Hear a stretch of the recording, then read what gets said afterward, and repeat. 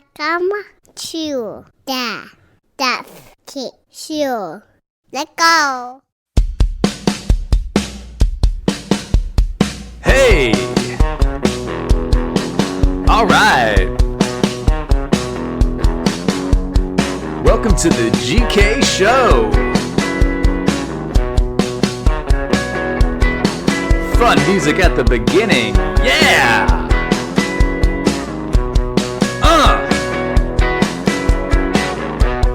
Hope you're having a good day. Let's start the pod.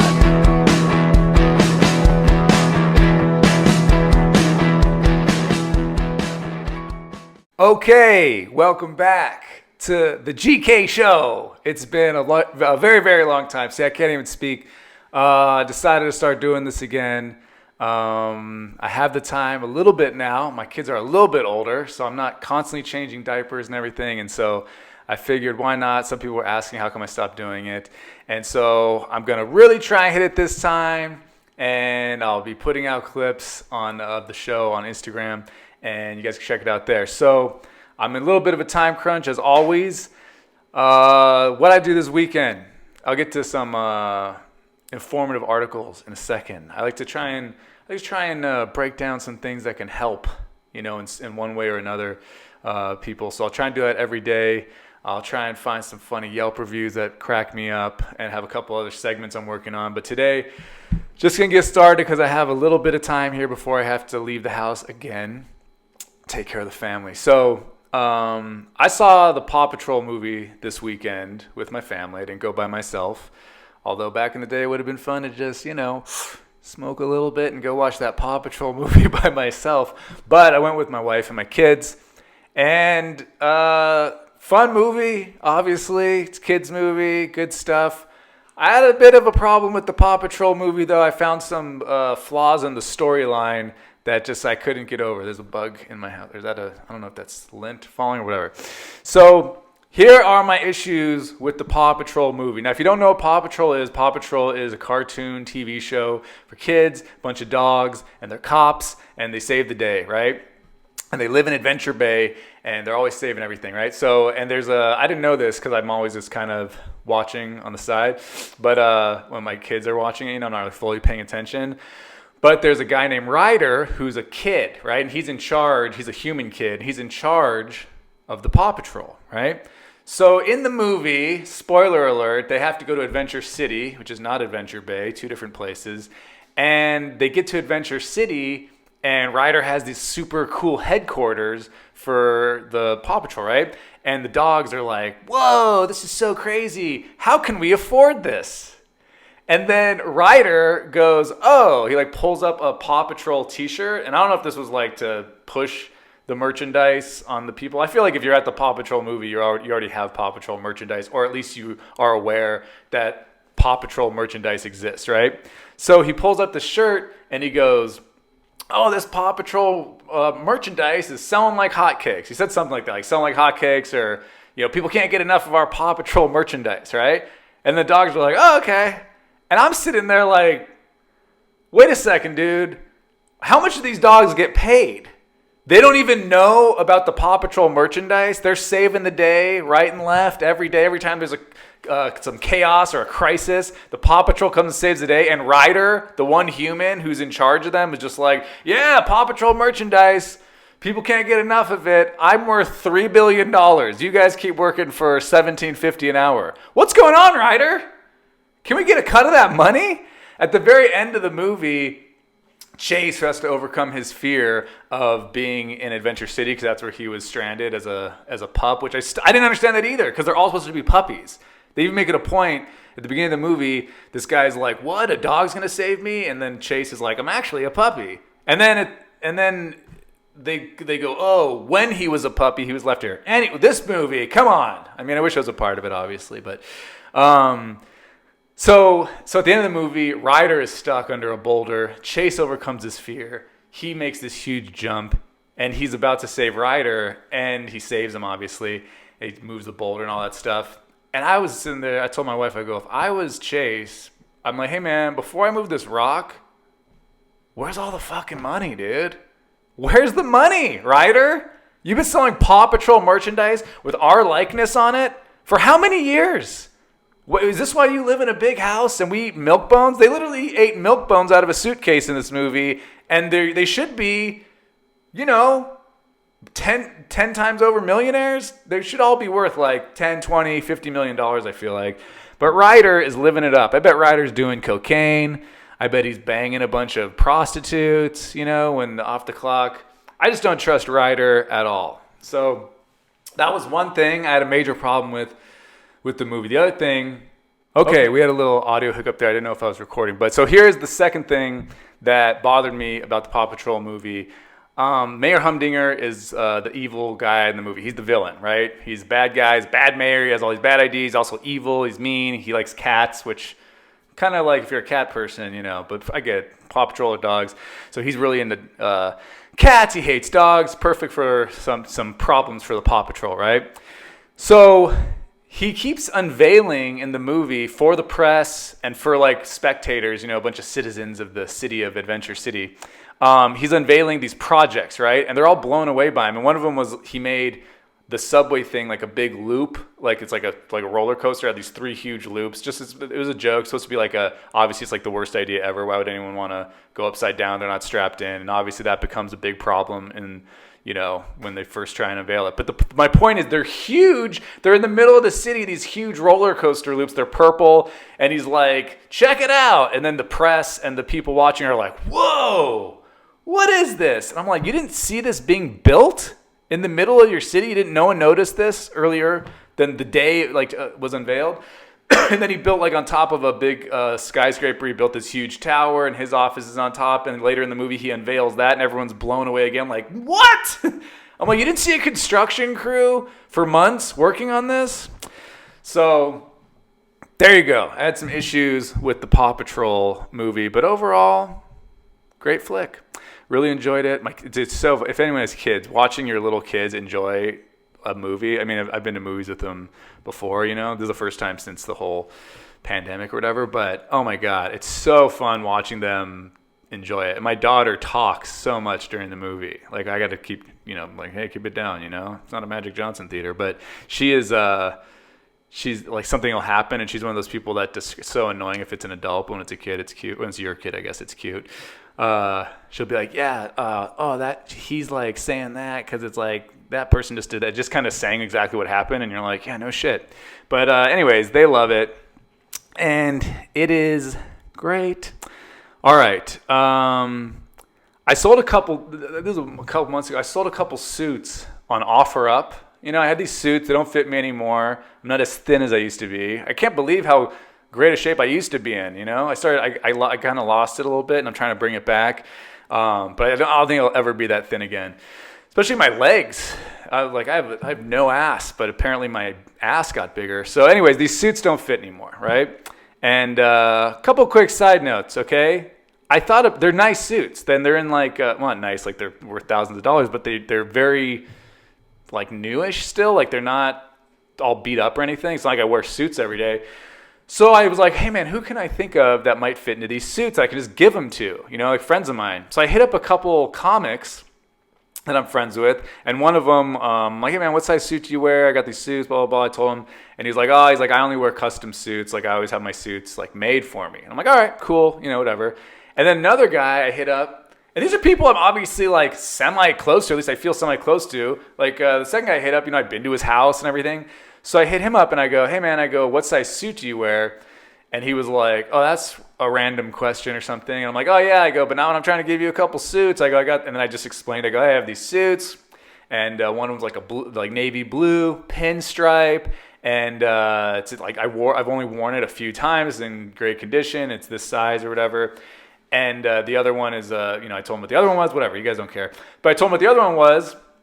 I'm like, yeah, they just don't fit me anymore. I barely ever wore them, never wore suits a lot. So I was wondering if you could just give them away to a friend or something. So I was wondering what size you are. And then he has his read receipts on his iPhone, so you could tell when he read the message. I mean, obviously it's been so long now, he clearly read the message. But he just read that message and fucking never responded. It's like, just say no. I don't care if you take my suits or not. I'm not like, hey, you need these suits. But hit me with thanks, but no thanks, man. Like, I got suits, or I don't wear suits, or whatever. Like, I appreciate the offer. No, appreciate the offer, anything. I don't know. Like, maybe he just, like, forgot to respond, but I could never just ignore somebody that's offering me something. Even if it's something I'd never want, I'd be like, oh, thanks for thinking of me. But no thanks. You know what I mean? Come on. So anyways, I end up selling them somehow on OfferUp, right? And I have no luck selling stuff on that. Well, not no luck. I have very little luck. My wife will put stuff on there and end up getting, she'll put like furniture that she bought, and she'll end up getting more than what she paid for it sometimes. People will be like, I'll give you $250 for that. And then Christy will tell me like, oh, someone's coming over to pick up the blah, blah, blah. They're giving us $250. I'm like, what do you pay for it? Just because I'm curious. And she's like, I paid $200. I'm like, what? I'm trying to sell like brand new, not brand new, but like shoes I wore like twice or something, or that were given to me or something. I don't know. I have a hard time selling stuff. So this guy goes, hey man, like I'd really like those suits, or he said we want one of them. Like, oh, like I have another one, same size, same brand, and everything. And he was like, all right. He's like, yeah. He's like, I'll check out both. And then and I think he wanted a pair of my shoes too. And then so I was like, oh, okay, just so you know, like here's some other stuff I'm selling, just so I can, if you're interested at all, I'll bring it. I'm not trying to force it on you or anything. And the guy was like, yeah, he's like, bring this and this. Like, I'm not interested in those. I'm like, all right, cool. I show up. Okay, I'm 5'10", 5'10 and a half. And, I mean, obviously I'm not as thin as I used to be, but I'm not like, I guess I'm kind of a little bit maybe wide in my shoulders or something. I don't know.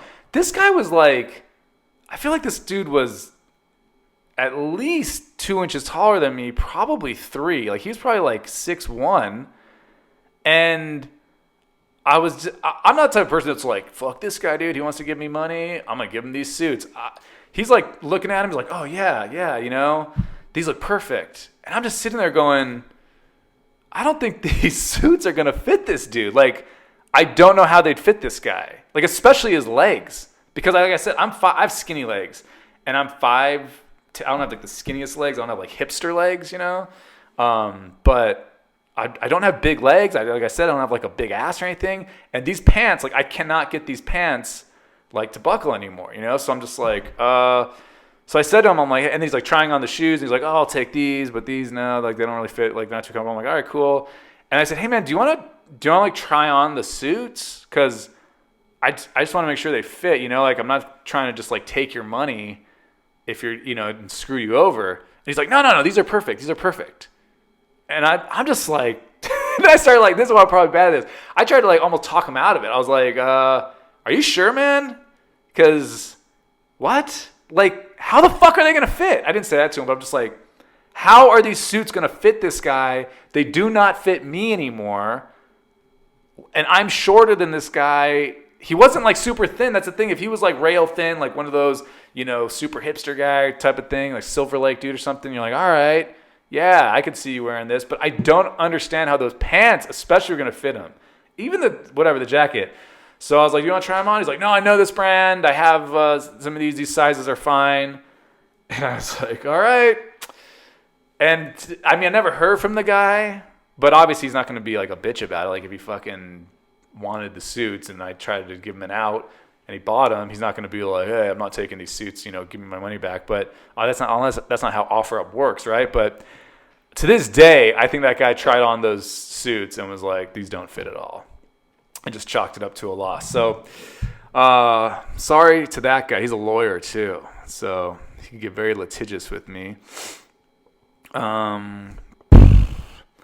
me see. While I'm looking at the next thing, I want to talk about. I had COVID. I think I had COVID twice because I had COVID.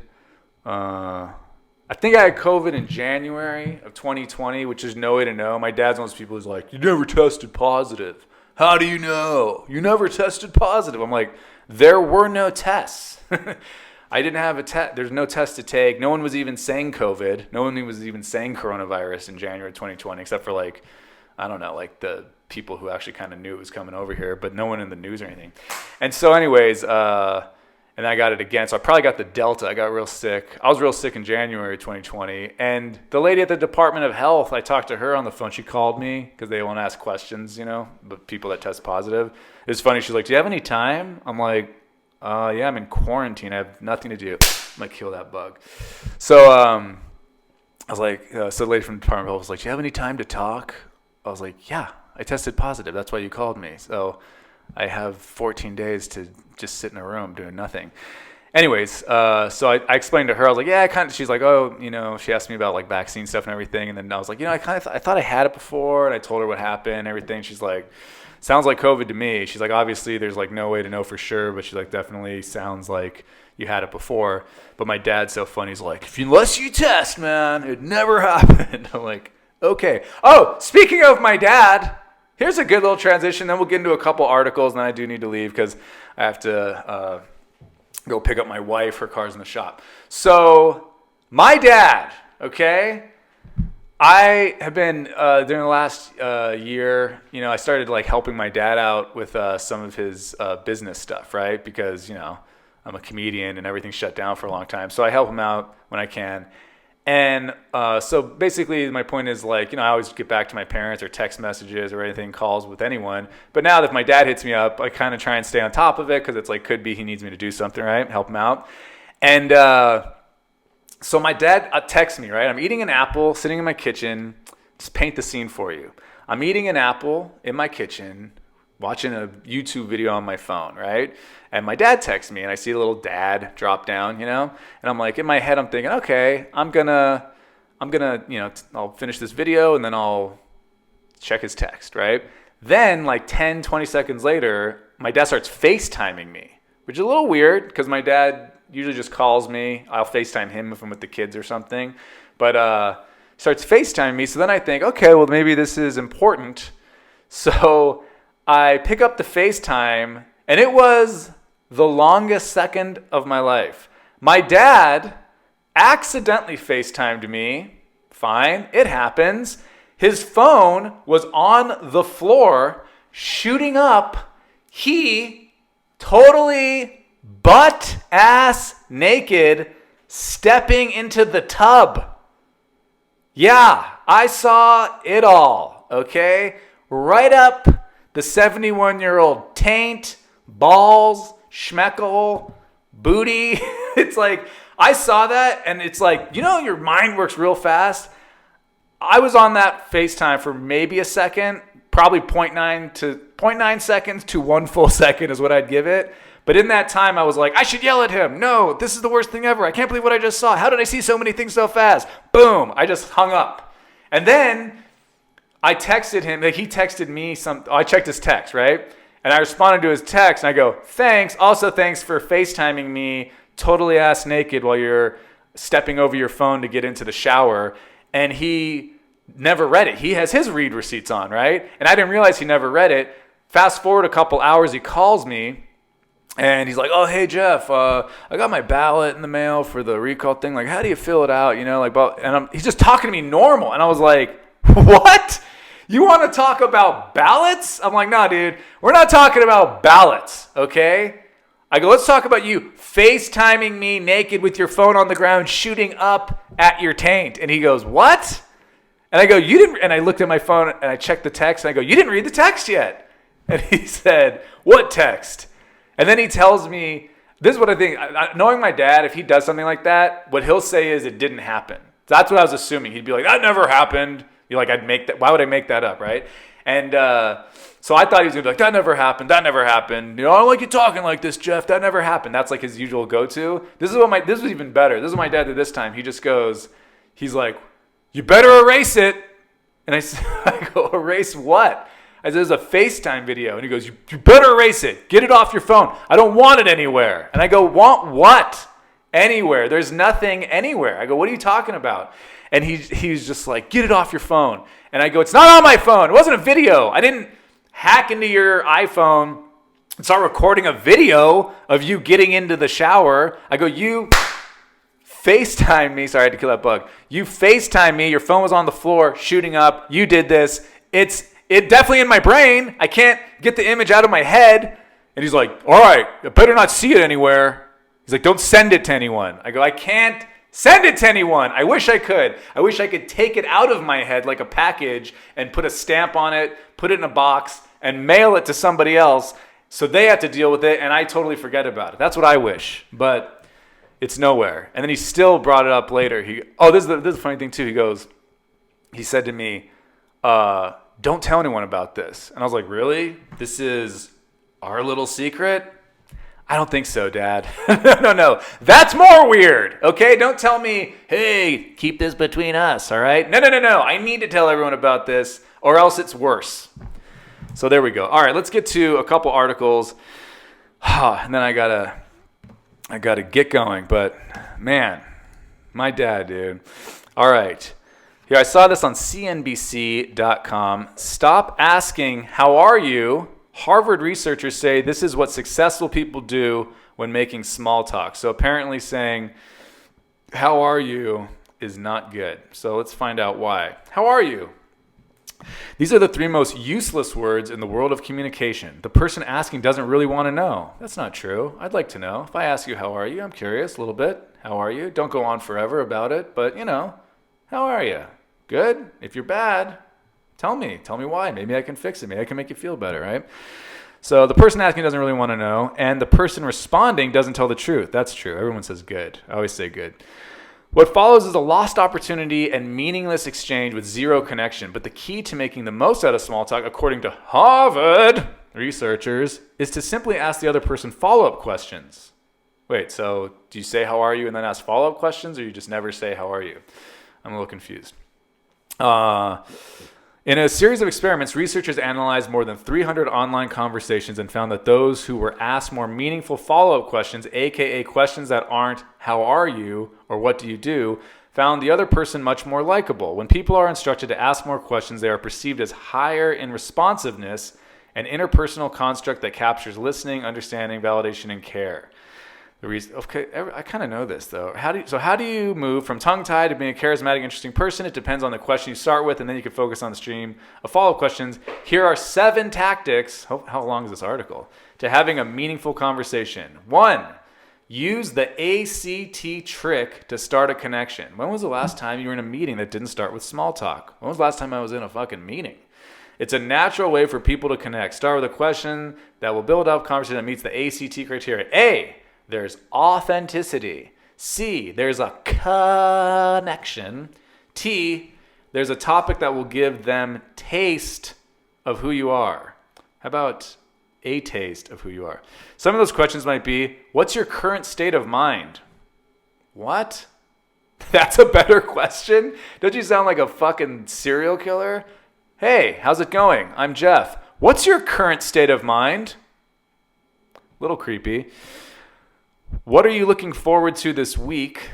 Okay. You remind me of a celebrity, but I can't remember which one. Who's someone you relate to? That is so awkward. Harvard, what is this, a bunch of Harvard weirdos who have no actual social skills and they just do a study? Why is it disingenuous if I say, how are you? They say you don't really care, but I'm supposed to just tell everybody, hey, how's it going? You remind me of a celebrity, but I can't remember which one. I'm lying to your fucking face already twice. You don't remind me of a celebrity, so there's no way I can not remember which one because I'm just making this shit up. Who's someone you relate to? All right, well, that's the first tip. Number 2, move beyond the hourly update. The fallback for a lot of people is like the newscast hourly update, traffic, sports, weather, and so on. Drill this into your head. It is a horrible icebreaker. There are a few exceptions, like if it's a genuine interest of yours and your boss or a colleague shares that passion. But try to move on those cliche topics to things that are more important and personal to you. So there's like just an absolute hurricane outside. You live in South Florida. People are dying. There's a guy just like holding on to a telephone pole right outside the window. And you go, anyways, I heard you really like the Pittsburgh Steelers. And people are like, there's fucking people dying outside. You're like, nah, I don't see much of that. But I am really interested in the Pittsburgh Steelers. I noticed you were wearing a jersey on Casual Friday, and I'd like to speak to you about that. People outside, my cat, flying through the air. Anyways, you get it. All right, 3, these Harvard researchers, I'd like to see what they look like and what their situation is socially. 3, be in the moment and observe your surroundings. Hey, what's up, man? Your name's Dan, right? These walls are off-white. Open your eyes before you open your mouth. Find something to focus on in your surroundings, like the piece of art on the wall, a quirky gadget or family picture on their desk, a race car helmet, scattered coins from various countries, and so on. What the fuck? Where are you? Where there's just randomly, if I'm at a place where there's random scattered coins from various countries, I'd be like, hey, did you notice all those? I wouldn't even have to read this article. I'd be like, what is with all these coins? Is Indiana Jones here? Did he empty his cargo shorts? There's bound to be something that will spark small talk and help lead the conversation into unique follow-up questions. Open your eyes before you open your mouth. Let's say you're talking to the CEO of a large, iconic company who's about to retire.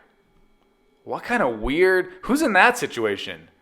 Are a lot of people talking to the CEO of large, iconic companies that are about... The CEO's about to retire? That happens every day. All right, give me the info. How do I approach the CEO of an iconic large company and he's about to retire? What do I do in that situation? All right, you might start the question with, how hard is it for you to leave this job? Okay. This will lead to a much deeper and more emotional, revealing discussion, and it never would have happened had you not noticed those boxes. 4. What? That is so strange to me. That is the weirdest example. This is supposed to be for this all started with don't say how are you. Here's a better way to interact with people. Cool. Hey, so when you're talking to the head of Apple and he's about to retire, that happens a lot. Here's how we'd tell you to go about it. 4, share some news that actually happened, not lying to their face that they look like a celebrity. Excuse me. If you have news, by the way, if you're the CEO of a large iconic company, you kind of are a celebrity. Hey, Tim Cook, you remind me of a celebrity. Who's someone you can relate to? Oh, you relate to Tim Cook, the CEO of Apple? That makes sense. That's what you look like. All right, if you have news, share it. I adopted a pet over the weekend, or my 6-year-old rode a bike for the first time yesterday. Yeah, people really give a fuck about that. I have kids, and I definitely know you don't talk to random people about your kids. They don't care. If it's your kids' friends' parents or something, they kind of care, because you swap stories. But random people, hey, my daughter, you should see her. She's really growing fast. We're like, all right. Believe it or not, most people do not want to know more about others, especially if they both work at the same company. Do want to know more about others, especially if they both work at the same company. If you're new to a company and leading a team, for example, start your first meeting by going around the room and asking each person to say one interesting thing that recently happened in their lives. As a result of that momentary sharing, you've allowed everyone to feel more personally and genuinely connect with each other. I think that's a good tip. The objective is to be genuine and not simply make something up, like you look like a celebrity. Otherwise, you run the risk of not knowing how to answer follow-up questions about something you have little or no experience with. 5, talk early. Whether you're meeting in person or dialing in for a conference call, talk early. If you wait, 2 things will probably happen. 1, someone else will make the comment you wanted to make, and 2, your more talkative colleagues will take over with their own follow-up questions. You'll get lost in the crosstalk and miss your chance. Talk early. I like that one a lot, actually. You know what I mean? Just walk into a meeting. Hey, everybody, got ideas. Hey. They're like, all right, Geoff, we haven't started yet. Everyone's getting coffee and donuts. But I got some things. Hey, you, sit, listen. 6, it's not just what you say. No matter how much you say, your tone of voice, facial expression, and eye contact will broadcast so much more. In person, look at the other person when you speak, not at the conference table or the wall. On the phone, smile. It will make your voice sound warmer. That's a trick. I feel like everyone knows that, right? It's not just what you say, but how you say it. That will help others connect with you. 7, here we go. Make the pivot. This is where small talk goes to the next level, as you segue from talking about something small to the issue at hand. If the conversation is already flowing, it will be easier than you think, and ask follow-up questions. Your boss could be the one to make the first step. So, tell me what's going on with X. Thanks to the small talk, you'll already be in sync. You can then pivot to a more meaningful discussion that showcases your knowledge, contribution, and confidence. So, tell me what's going on with X. My ex? I'm glad you brought it up, boss. She's doing really well. I never disconnected from her on social media, and I saw everything. She married a guy who's got a private jet. All right. Just do it. Oh, God. Oh, they're telling who the author is at the end of this. For introverts, small talk can be painful, but if you say nothing in those moments before a meeting starts or when you and your boss are in the elevator, you run the risk of becoming invisible. That'd be kind of cool. That's a superpower. No one sees you. First, give yourself a break. Almost everyone is intimidated by others, especially those who outrank them. I remember feeling self-conscious when I met a 4-star general at the Pentagon. Okay, this guy obviously does cool shit. And again, feeling that way in a meeting with Britain's then Prime Minister David Cameron. But I took a deep breath and spoke up anyway. British Prime Minister David Cameron, your breath stinks. I had to say it. It's natural to defer to authority. You are who you are, and no one is expecting a soliloquy out of you. But when you make an effort to speak up, others will listen and connect with you. Gary Berneson is the CEO of Korn Ferry, a global consulting firm that helps companies select and hire the best talent. His latest book, a New York Times bestseller, Lose the Resume, Land the Job, shares the kind of straight talk that no one, not a spouse, partner, mentor, or anyone else, will tell you. Follow him on LinkedIn here. All right, Gary Berneson. Did I run out of time? I had another article I wanted to read. Let me see what time we're at. Well, let's see. Let's see how long this next article are. Oh, yeah. Oh, here we go. This is easy. Let's get to it. I'm going to be a little late picking you up there, honey. 6 major body language turnoffs. Psychology Today. This is from Psychology Today, written by Ronald E. Riggio. Riggio. Sounds like a good cheese. Grooming is an important part of first impressions, and we often don't think of it as a nonverbal cue. I kind of do, actually. You can't walk in there smelling like body odor with hair growing out of your ears. For many body language cues, such as eye contact, it's all about the amount, neither too little nor too much. Inappropriate negative facial expressions are always a turnoff. Is this news to anybody? You can't walk up to somebody. They're like, you seem happy. So much of our attention to others is based on first impressions. That initial impression can color our future interactions with strangers. We can be either turned on or turned off based on what happens in that first encounter. And much of what impresses us is the other person's appearance and nonverbal cues. Yes, huge boobies, men like that, in a shirt where they're mostly exposed. Girls tend to like really tall, handsome, good-looking guys. I just wrote the article myself.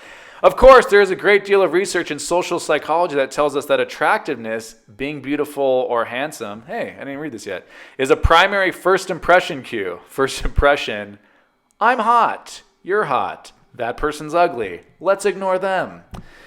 However, being physically attractive is more than just a pretty face. As Beatle George Harrison said, something in the way she moves attracts me like no other. Nonverbal behavior adds or subtracts from how attractive a person appears initially. So, which body language cues are immediate turnoffs? Here we go. Poor grooming. Man, this is like a Captain Obvious commercial. What is that, Priceline? Is that a Priceline thing? Hotwire? Hotels.com. That's what it is. Captain Obvious. Poor grooming. Real quick, can I just say, I think those Progressive home insurance commercials are some of the best commercials I've ever seen. The ones where it's like the guy and he's trying to make people not turn into their parents. Those are great. Those are hilarious. I love those. I'm not saying this mocking in any way. Those are really, really funny commercials. All right. Poor grooming. Dirty, greasy hair, dirt under the fingernails. Always check. Profuse sweating and unkempt clothes are all turnoff cues. Oh, you mean I can't just sweat my balls off with my dirty, greasy hair in front of people? They're going to be turned off by that? Weird. We often don't think of grooming as a nonverbal behavior, but it can speak volumes to others. Great. Tone of voice, number 2. Speaking of volume, being too loud or having a whiny, nasally pitch can also turn off others. What if you have a nasally pitched voice? That's kind of messed up. Some people naturally have that kind of voice. Odd vocal cues such as snorting, too much throat clearing, and the like are also turnoffs. Geez, so you can't just clear your throat? So right before you give a speech, and you like tap the glass and then you go, people are going to be like, nope, not listening to this piece of shit. Of course, what we say verbally in initial encounters is important, but so too is how we say it. Posture, slumped shoulders, awkward stance, nervous shifting, can all be turn-off cues. The impression given off by poor posture can be that the person lacks confidence and that they are too invested in the interaction. They aren't too invested. I'm terrible at reading. They are not too invested in the interaction. Maybe they're just nervous. I think it just means they're nervous. Eye contact. Boom. There it is. This is a case of monitoring and controlling the right amount of eye contact. Too little or too much can both be turnoffs, so you're going to fuck up either way. Staring at the ground and refusing to look someone in the eye suggests a lack of confidence or disinterest. Too much eye contact or looking too much at the person's body, hello, hello, hello, can also be a turnoff and can appear plain creepy. Yeah, what if that's what you're going for? Oh, this is funny. They have a link. See more on cues of creepiness here. We got to read that one next time. Negative facial expressions. In our study of nonverbal cues of seduction, the one consistent finding was that poor nonverbal communications tended to show negative facial expressions, e.g., scowling, angry faces, sad faces, when trying to be seductive. Who's trying to be seductive with an angry face? Come on, let's fuck. I'm fucking angry. I'm sad. I'm sad. You want to have sex with me? You want to have sex with me? I'm sad. This isn't working? What? All right. Positive facial expressions not only improve your appearance, but it sets a more positive, upbeat tone to the interaction. Oh, so positive equals positive. Got it. This is almost over, guys. Don't worry. Personal space and touch. Similar to eye contact, regulating how far or distant you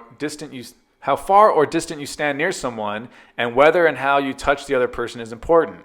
We have a personal space bubble that, when invaded, makes us anxious. If we desire the closeness, that anxiety can turn to excitement. If we don't welcome the space invasion, it can be an immediate turnoff. Space invasion. Aliens, lasers, space invasion. The same thing with touch. A good-natured tapping of the shoulder under positive circumstances can be okay. But unwanted touch is an immediate turnoff. Oh my God, I never knew that. If someone doesn't want you to touch them and you just start groping them, they might be turned off by that? So wait, you're telling me someone who does not want me to touch them will be turned off when I just start touching their body? Okay. Psychology today, man. I should just start submitting articles, write my own stuff. A good natured tapping of the shoulder, blah, blah. Speaking of touch, too much self-touching, hands in pocket, constant rubbing, or hand-wringing, all turn-offs. Well, I'm fucked, guys, because whenever I talk to somebody, I'm like, hey, nice to meet you. Yeah. So what's your name? Oh, I don't want to say how are you. What was that thing? What is something you're looking forward to this week, huh? Tell me. You look like a celebrity. I can't remember which one, though. So, can you just tell me someone you relate to? Are you the CEO of an iconic company and you're about to retire? Oh, it's crazy. All right. Well, I definitely have to leave now. Guys, the email is in the show notes. I'll put that up. I'm going to start trying to crank these out as much as possible. I'm going to start using my Instagram again. Like in putting out content, not just posting pictures of fun days out or something. So check my Instagram. It's at Geoff Keith. The email's in the show notes, thegeoffkeithshow@gmail.com. I have 2 children's books for sale. If you want to put the links in the note. I have a 3rd one being illustrated right now. So anyways, good to be back. It's going to be a lot more work editing all this stuff, but thanks for hanging out. Thank you for listening to my daddy.